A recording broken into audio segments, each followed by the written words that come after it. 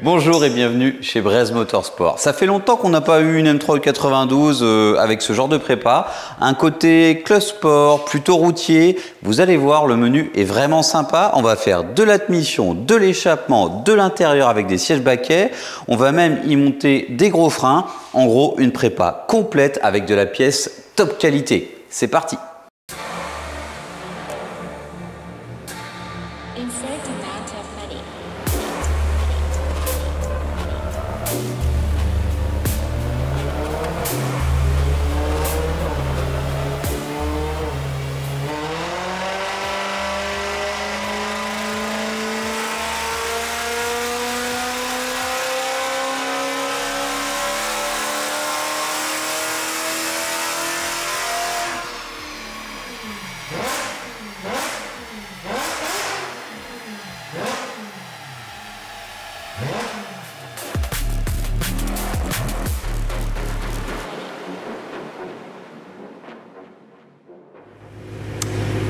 « 380 chevaux, pile poil dans les clous. On sait que ça sort 380, 400, 420 avec un peu de prépa ou certaines qui ont un peu plus la santé que d'autres. En tout cas, elle va bien, la courbe est belle, lisse et quelle sonorité. La ligne d'échappement n'est pas d'origine, mais attention, on va constater ensemble que c'est du fait maison.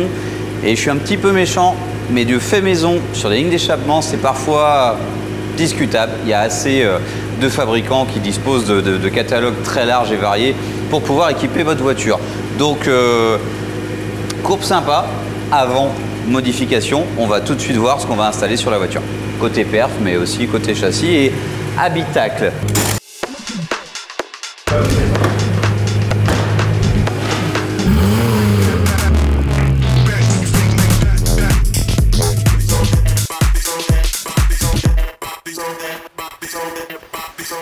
En cette période de Noël, je pense que le propriétaire, merci à lui, a fait un beau cadeau à sa M3 V8. V8, je reviens sur le son. L'Acra, on va l'installer. C'est impressionnant de légèreté. C'est, je sais pas si vous vous rendez compte, normalement c'est de l'acier. Enfin, vraiment, c'est vraiment un super gain de poids. On a ici des Catasport et là c'est top qualité. Je vois Pascal au travers et je vous dis pas de bêtises, c'est véridique. Alors c'est un petit peu plus lourd parce qu'on a justement les catalyseurs et des pré-silencieux. Le tube avant, donc là ça va être les collecteurs d'échappement. Ça c'est ridicule tellement c'est léger. Je suis sûr que ça fait même pas 1 kg. Pour continuer sur la partie perf, on va installer un plénum d'admission et Venturi en carbone mat. Je trouve que c'est vraiment de bon goût en mat comme ça, c'est hyper classe. Et ça, c'est top qualité et ça va contribuer à avoir une sonorité excellente. Alors, ce que vous entendez derrière, c'est, à mon avis, une 911 GT3 chez Detailing Maker. Elle nous dérange un petit peu dans cette vidéo, mais c'est une belle voiture, on lui pardonnera. On a le kit d'admission de chez Venturi qui va bien, avec cette petite écope. Et la partie optimisée de l'admission entre le cornet et le plénum. Ensuite, on va passer partie freinage. Alors pour la petite histoire, on avait commandé un kit avant-arrière. On est en décembre, là ouais, on est au 15 décembre, au 11 exactement. On a commandé ça en février. On l'a reçu la semaine dernière et on n'a pas l'arrière. Franchement, je suis complètement navré. Un kit de ressort et bac, on a choisi ça parce que on est déjà avec des suspensions pilotées EDC, donc on a voulu conserver cette option. On a mis des barres anti-roulis pour avoir une voiture plus stable. Sur le côté esthétique, on a un diffuseur Varis, donc une pièce fabriquée au Japon. C'est pas une pièce chinoise à la noix. On peut facilement observer le poids, mais aussi la qualité. Et c'est écrit fabriqué au Japon avec les hiéroglyphes qui vont bien, que je ne comprends pas, évidemment. Hein. Un cam checked. Ça, c'est un petit afficheur digital. Vous pouvez le retrouver sur la boutique en ligne. D'ailleurs, vous pouvez retrouver l'ensemble de toutes ces pièces sur la boutique en ligne. Et pour finir, un cerise sur le gâteau, 2 sièges Recaro Sportster avec une finition cuir tissu, donc quelque chose de sympa. On aura plus de maintien, mais ça se rabat quand même. Et en plus, on conserve l'option siège chauffant. Donc ce projet, c'est quand même la super classe. Pour finir, à condition que j'en oublie pas, parce que les harnais sont pas là. Je sais qu'ils sont dans l'atelier, mais on va aller les chercher. On va aussi remplacer les coussinets de bielle. C'est super important. La voiture a 100 000 km. On vient de la passer au banc. Bon, il n'y a pas de risque. On va les démonter. On va voir dans quel état ils sont. Je pense que ce sera à la toute fin du chantier, puisque c'est vraiment la partie mécanique. Et on va installer des coussinets ACL et des vis ARP. Donc, on va passer sur une maintenance avec du upgrade, comme souvent. Les coussinets ACL, la visserie ARP.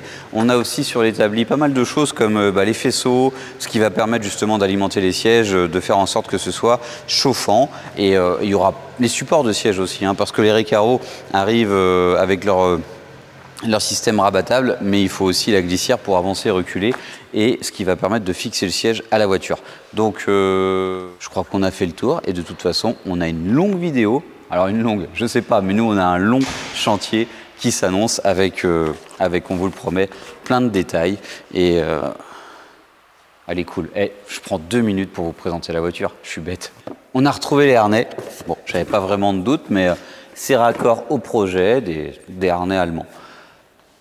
Je vous parlais de cette voiture. Alors, dans les détails, hein, alors il y a un vrai truc, c'est qu'elle a un début de PPF mat, donc c'est pas terminé, mais bon, ça vous donne un petit peu l'état d'esprit de pourquoi le plénum et les pièces carbone en mat. Bon, elle a déjà les splitters carbone M Performance, la calandre noire M Performance. On a les rétros qui sont noirs, ça c'est peut-être du covering, ainsi que les répétiteurs de clignotants façon GTS. Il y a également des jantes style GTS sur la voiture. Toit carbone, pas de toit ouvrant, c'est quand même cool pour ce genre de voiture. C'est une phase 2, donc e-drive 2 DKG. Je trouve que elle est vraiment très bien. Pour chipoter un peu, ce serait cool qu'elle n'ait pas d'e-drive, ça ferait vraiment un petit peu GTS, mais à savoir qu'en France, ces modèles n'ont pas été importés. Donc, pour finir, sur les pièces esthétiques, on a un spoiler de coffre carbone M Performance de top qualité, je trouve, il est très beau et ça fait vraiment un ducktail à l'arrière, c'est vraiment magnifique. Bon, si d'autres détails me viennent à l'esprit, je vous en ferai part, sinon on vous attend dans les commentaires et pour une fois que j'y pense, abonnez-vous. À chaque fois c'est à la fin, je vous dis au revoir et je vous dis de vous abonner. Sauf que qui va jusqu'à la fin des vidéos? Vous, bien sûr, qui êtes passionné, ce sera mon cadeau de fête de fin d'année et à Pascal également.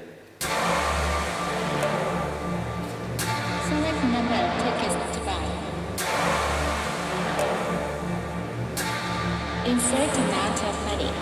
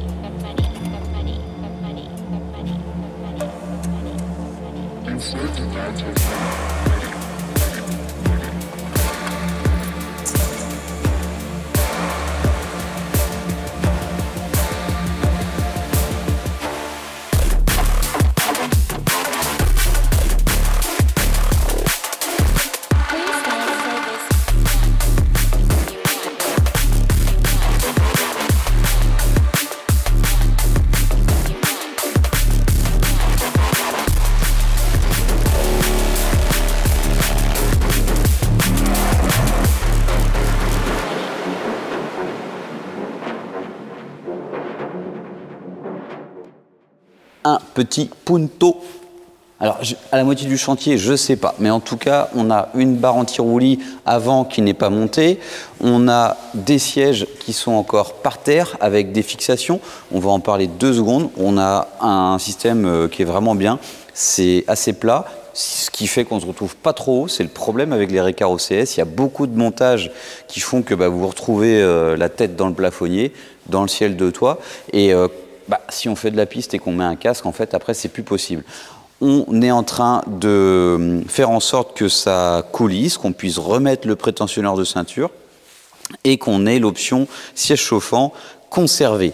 On est en train de coder la voiture sur le siège conducteur. Ce que vous avez vu, c'est un ordinateur, un truc tout bête, mais qui nous permet, avec le logiciel qui va bien, d'éviter d'avoir des voyants d'airbag, puisque je ne sais plus, alors je dis une bêtise, non, ceux-ci n'ont pas les airbags. On aurait pu aussi avoir les airbags sur ces Recaro. C'est vraiment le siège qui tue, hein. On peut l'avoir avec des surpiqûres de couleurs, etc. C'est génial. Et on va prendre le temps de regarder le plénum et Venturi qui est en place. On a encore le petit logo M3 V8 à coller dessus. Et ensuite, ce que j'ai hâte, c'est de la démarrer pour vraiment entendre ce que va apporter en sonorité cette boîte à air et m'asseoir dans ces sièges très confortables avec le maintien que ça va apporter, plus le côté dynamique du chantier avec des ressorts courts, une géo et les barres anti-roulis.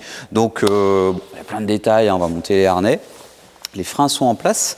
On a un petit kit AP Racing. On est habitué à avoir des pros similaires dans tous les sens depuis un moment. Là, on a un kit routier, un kit traditionnel, celui qui existe depuis longtemps, qui était similaire sur la M346 et E36, avec parfois moins de pistons. C'est un kit de qualité, hein. C'est pas un pro similaire, mais c'est un truc qui va bien. Derrière, on est toujours en attente. On ne sait pas si on va l'avoir avant la fin de ce chantier. Mais tout ça pour dire que c'est en bonne voie et qu'on a hâte de l'essayer.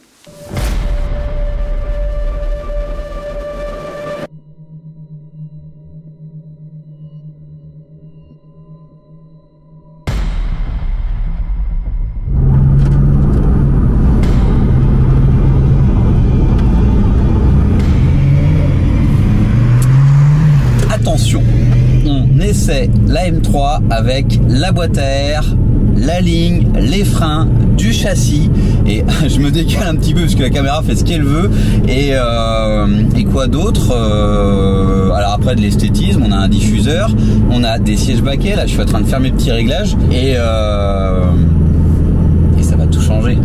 Alors tout d'abord, n'hésitez pas à vous abonner. Je l'ai peut-être déjà dit dans cette vidéo, puisqu'il y a eu les fêtes de Noël entre les deux. Je dis pas forcément, je voulais pas souhaiter bonne année, et puis on espère vous faire des super projets en 2024. Alors celui-ci, j'ai hâte d'entendre la sonorité de l'Eventuri. Ça c'est la première chose. L'Acra, alors là pour l'instant je suis vraiment en mode rodage de coussinet. Il n'y a pas vraiment de rodage, hein. Je vais pas faire un long débat là-dessus, mais la question est revenue 1000 fois. On peut pas se louper. Ça marche ou ça marche pas. Le moteur démarre, il prend un peu plus de 1000 tours avec le call start. Ensuite on tourne assez rapidement, donc on laisse tourner la voiture comme ça au ralenti un petit peu, et en gros c'est rodé, parce que évidemment que déjà à 1000 tours, 2000 tours, 3000 tours en roulant peinard, c'est déjà beaucoup trop s'il y avait un problème mécanique. Donc fin de ce chapitre coussinet de bielle, rodage ou pas. Par contre, il était temps de les faire. La voiture a un petit peu à la 100 000, 103 000, donc c'est vraiment le bon moment. Il y a des traces d'usure, mais il n'y a pas d'usure trop importante. Il est temps. Voilà, c'était très bien. Maintenant, revenons sur la prépa. Des freins. Évidemment que ça va être plus endurant, mais je vais pas forcément avoir l'occasion. On sent qu'on a un bon toucher, on sent qu'avec les plaquettes d'origine c'est mordant, mais c'est un kit routier, donc ça va pas siffler, mais ça va pas non plus être transcendant. On rend ça endurant, efficace, mais pour rendre ça très brutal, il faudra une plaquette qui mord. Allez, alors les sièges, évidemment que c'est très confortable. On est dans une paire de Recaro. On a gardé l'option chauffant, et là j'avais le petit flocon tout à l'heure, il fait 2 degrés, donc c'est pas désagréable. J'ai mis la voiture en mode sport avec le bouton MDM qui est sur le volant. Et maintenant, voilà. Ah, je sais pas si vous allez réussir à l'entendre. Oh, c'est trop bien. Ah, je suis fan de cette pièce. C'est ma voiture préférée. Alors, vous le savez, je m'en balle un peu parce que j'adore les voitures et j'adore ces voitures. Mais clairement, si la cote de la M3 92 n'était pas aussi débile, parce que c'est le mot, j'ai acheté personnellement ma première M3 92 24 000 €. Elle avait 160 000 km, première main à Rennes, à 1 heure de chez moi, et j'étais sûr de ce que j'achetais, et 26 000 €, et c'était il y a quelques années maintenant.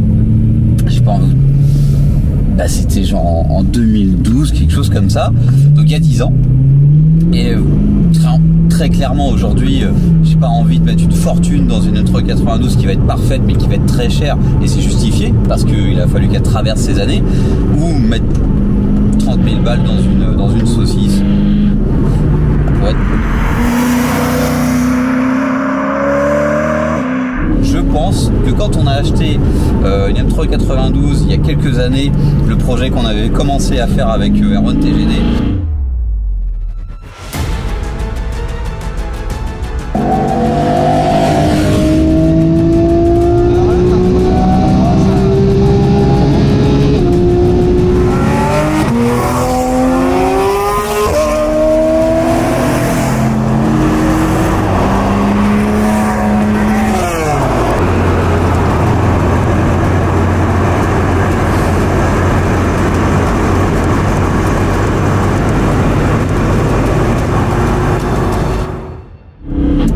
qu'on a revendu, qui roule encore sur la piste, et bah c'était encore à peu près raisonnable d'acheter une M392 à 30 000 euros, ce qui représentait déjà 6 000 euros de plus. Là aujourd'hui, voilà, c'est un débat dans lequel je mets le doigt mais pas trop loin.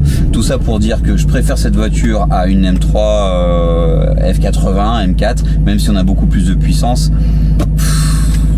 La sonorité du V8, la boîte DKG, allez, on peut pas la prépa. On va passer la voiture au banc après. On attend encore un petit peu qu'elle se rôde, du coup, même si ça sert pas à grand chose, je l'ai dit.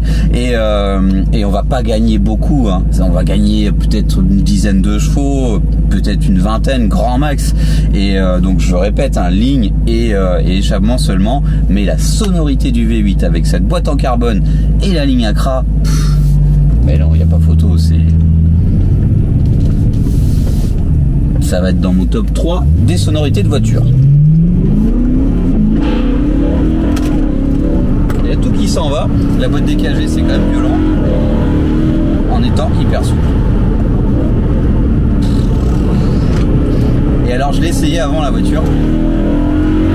Je vous garantis que une BM qui n'est pas complètement rincée en châssis, on lui met juste des ressorts courts, des barres anti-roulis pour garder le DC. C'est pour ça qu'on a fait ça. On aurait pu lui monter un kit V3. Vous savez qu'on est fan de ces amortisseurs. La sonorité. Oh, j'ai refait. Là, ça fait 2 semaines que je roulais en classe G. On y trouve un tout autre intérêt. Mais alors là, ouais, non, la sonorité, c'est trop cool. C'est trop cool.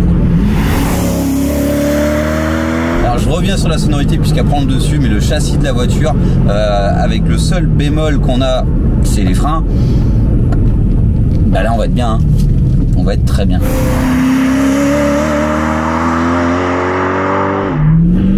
Pour parler des autres vidéos d'M392, sur la M3, la dernière M3 qu'on avait préparée, on avait mis un kit Stop Tech. Ça, c'était dispo à ce moment-là. On avait fait des amortisseurs, 2-3 bricoles, mais on n'avait pas le DC sur la voiture. Enfin, je sais plus. En tout cas, on avait choisi de mettre des V1. Et quand on a viré le G-Power de l'autre M392 qu'on a sur notre chaîne YouTube, puisqu'on n'en a pas tant que ça au final, et ben, faut que je vous le fasse entendre vraiment bien. Eh bien, on a un plénum en alu et on n'a pas la sonorité un petit peu celle du carbone. Et avec la Géo qui va bien. Oui, je l'avais essayé avant, c'est ce que je vous disais. La sonorité de la ligne gâchait beaucoup. Et elle était bien moins réglée. Moins bien réglée. Parce que là, alors il n'y a pas que le réglage, il y a de la pièce. Hein. Là on a un truc cool. La route, elle fait pas de cadeau. On a de la bosse, on est serré mais pas trop. Terrain parfait. Alors je rôde les coussinets pour la blague, mais on rôde les freins pour de vrai. Alors les harnais je les ai pas mis, mais c'est vrai que ça prend tout son sens, hein, puisque si ça bouge autant, c'est qu'on aurait besoin d'un peu de maintien. Alors je vais le remettre derrière. Et c'est aussi l'intérêt du club sport. Donc on pourrait y mettre un petit arceau, ce serait cool.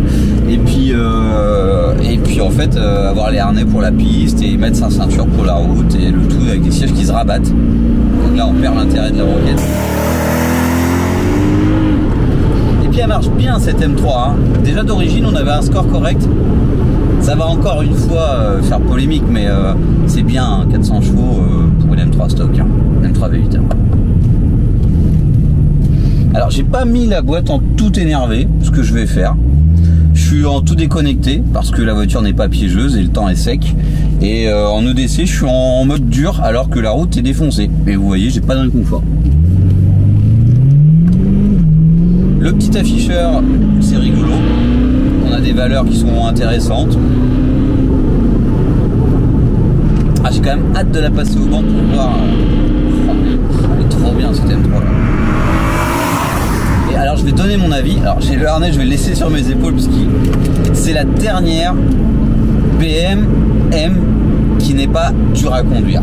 La M2 et la M4, franchement, je sais pas si les gens se rendent bien compte, mais on a vraiment une voiture qui est très exigeante parce qu'on a énormément de couple avec les turbos, on a aussi beaucoup de puissance et c'est quand même une voiture. J'ai eu un client qui m'a dit ma M2 je la revends parce que clairement le monsieur sortait d'une M3 V8, une M3 36 préparée et dit ah, c'est trop dur, c'est pas pour moi, c'est trop dur à conduire. C'est pas l'amortissement, hein, c'est pas la conduite qui est mauvaise, l'avant est précis, c'est une voiture qui est très virulente.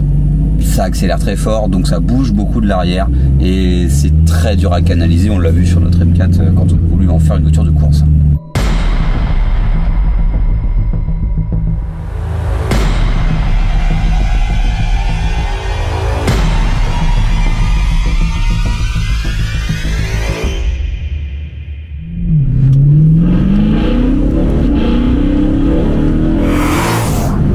De la ligne d'échappement un petit peu plus, sonorité de la boîte, j'arrête, c'est juste fou, il n'y a rien à dire, c'est parfait.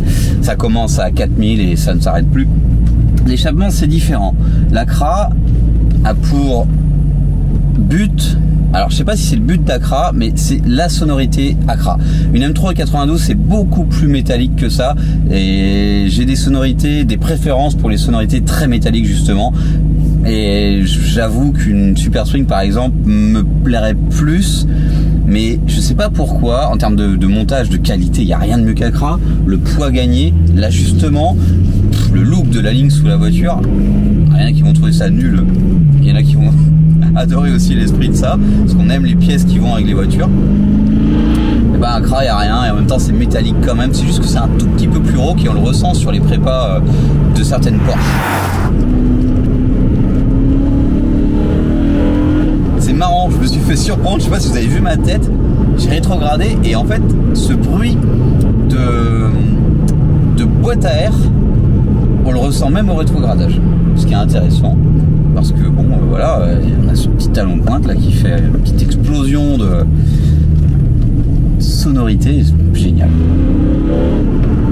Et d'ailleurs le petit côté métallique on l'a à 3000 aussi, hein. Ce petit afficheur est digital et je trouve qu'il fonctionne très bien. C'est un can checkhead et vous pouvez le trouver sur la boutique comme le reste des pièces d'ailleurs, hein, parce qu'il y en a beaucoup de pièces pour cette voiture. Le combo ressort barre est très bien.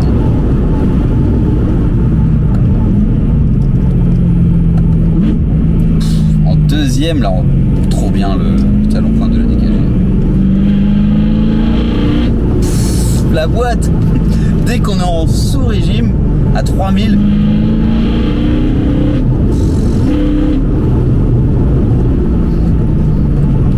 on s'en fiche des gains. Clairement dans ces moments-là, c'est pas ce qu'on cherche.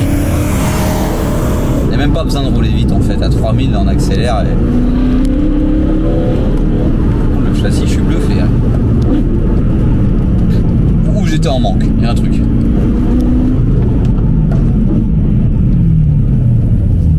Ça doit être ça.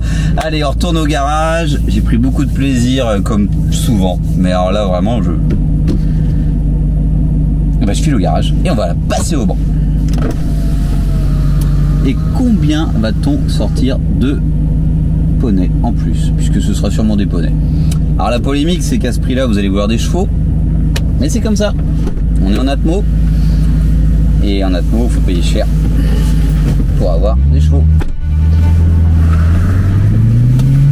Je suis frustré en Dacia.